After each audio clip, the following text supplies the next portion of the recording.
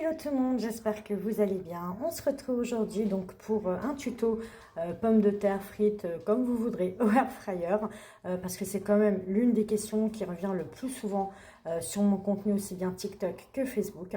Donc déjà, premièrement, essayez de prendre quand même des pommes de terre spéciales frites puisque vous savez quand vous achetez des pommes de terre, vous avez des pommes de terre purées, potage, frites. Donc essayez de partir sur une pomme de terre spéciale frites. Après, qui dit cuisson air fryer ne veut pas dire qu'il ne faut pas un apport minimum de matière grasse. Moi, pour ma part, je vais venir mettre 2 cuillères d'huile de tournesol et je vais venir mettre également une cuillère à café de paprika et de sel fin pour voilà, venir un petit peu donner du goût à nos pommes de terre. Donc là, vous allez voir, c'est très simple. Je vais mettre donc mes 2 cuillères à soupe d'huile d'olive et je vais mettre 1 à 2 cuillères à café de paprika. Une fois qu'on a mis donc l'huile et nos épices, vous mélangez le tout et vous mettez ça à même la cuve du air fryer. Surtout, n'allez pas utiliser voilà, ce type de moule en silicone ou les papiers cuisson comme ça spécial air fryer. Pourquoi? Parce que la cuisson de la pomme de terre, elle a vraiment besoin voilà, qu'il n'y ait pas d'obstacle.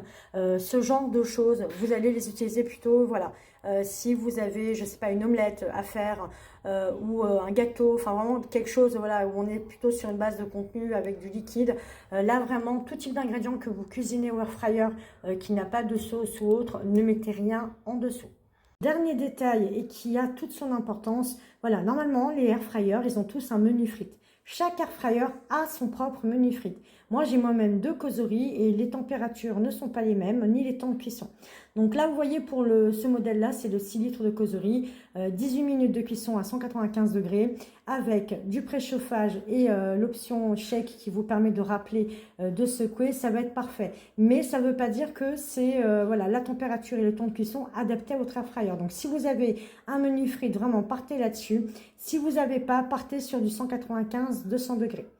Dernier petit détail, c'est voilà, n'oubliez surtout pas de secouer, même si vous avez le shake.